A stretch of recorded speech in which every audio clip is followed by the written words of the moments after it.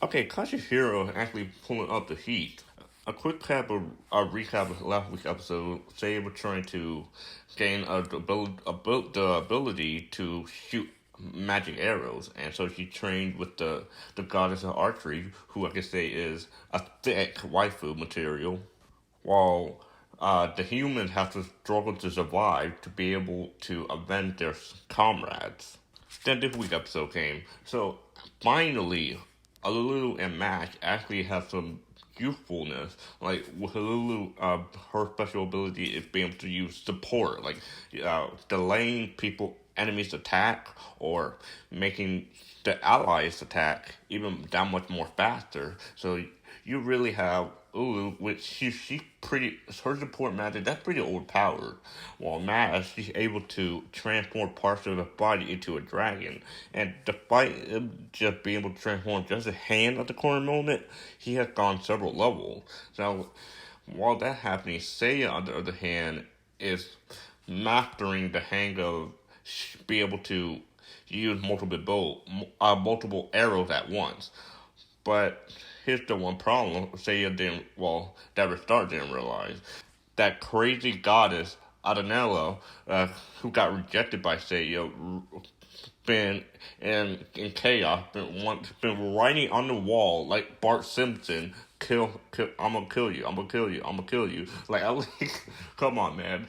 Um, she was completely losing it to the point that she knew Restart was lying when Restart said that she was by herself, Seiya was anywhere nearby. So she followed Restart to where Seiya was, and she was ready to pull up on Seiya. She was ready to use her eternal stance and try to go to a fight to a death.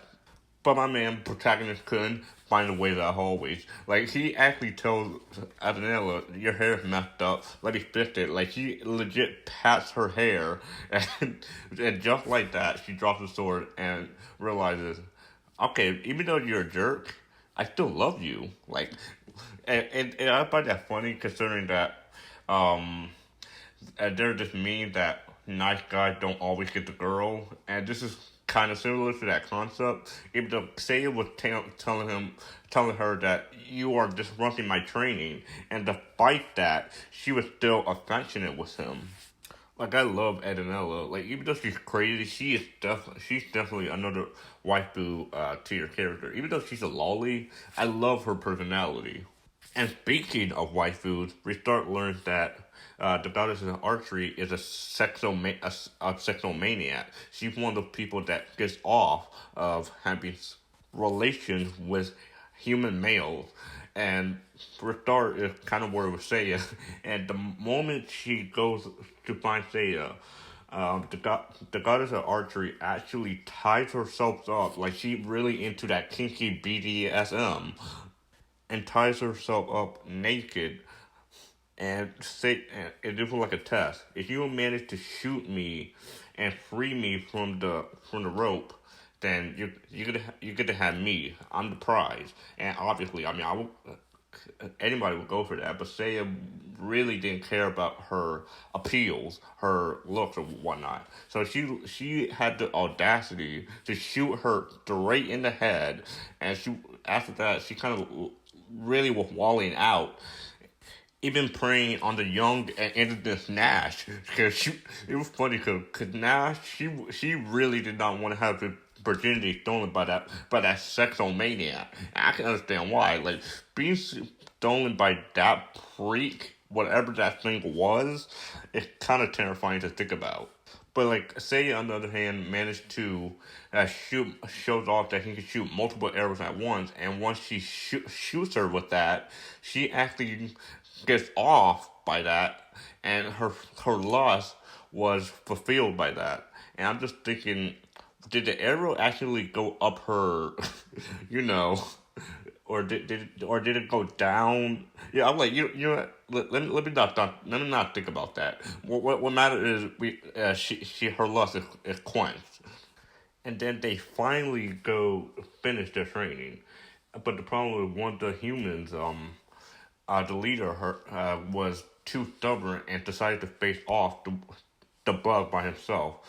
However, he was trying to be able to snipe the bug, but um the woman was too much of a distraction. So Restart actually had to go up and try to save her, and uh, since the bug was grabbed the woman and was threatening to send her flying down to the ground, Restart had to distract him by saying, "Hey, it's a nice day, isn't it? Nice day for death."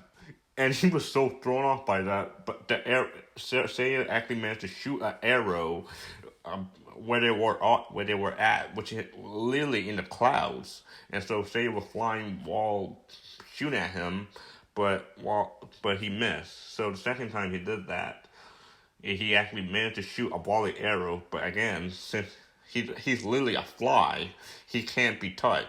But that unless until he had his back turned around and the arrow actually managed to transform into to bird, and they managed to penetrate his stomach.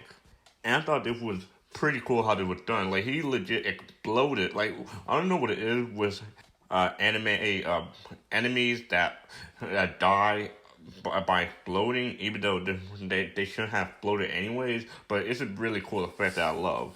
But this episode was amazing, especially how even though Elulu and Nash are basically got these new abilities, they are actually basically cleaning products because Ulu managed to make Nash twice as fast to gather up the ant corpse, and so they can finally burn them up with hellfire. And like, so Nash is really just a broom, while Alulu is just there, and it's just depressing for them, really. Like if I was in that situation, it's just like, well, I'm really just a side character who's not even really a side character. I'm just a side character who amount to a broom. You are literally a living broom.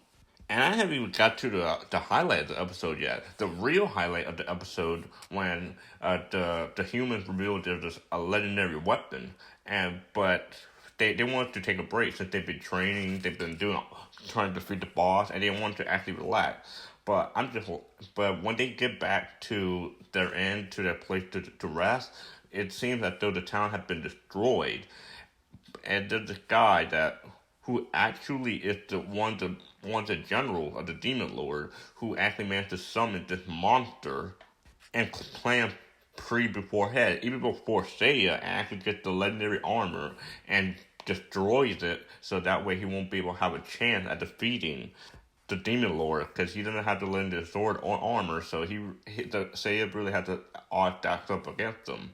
I thought that was a great cliffhanger. Like, look, I was not expecting that for a serious atmosphere to change all of a sudden. Like, I'm seriously hyped to see what's gonna happen next, and especially with the progression of Mac, particularly with his dragon metamorphosis, especially how the queen managed to summon to turn into a dragon god. So, I mean, eventually that's gonna happen to Nash. Eventually, at some point.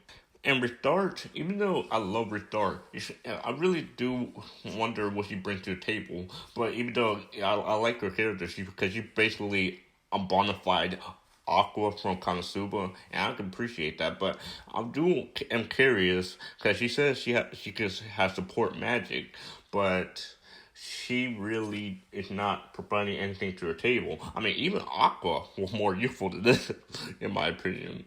But I'm excited to see where the series goes on from here. But otherwise, though, I'm done for the video. Leave a like if you enjoyed the video. Subscribe if you want more content. And as always, I'll see you later.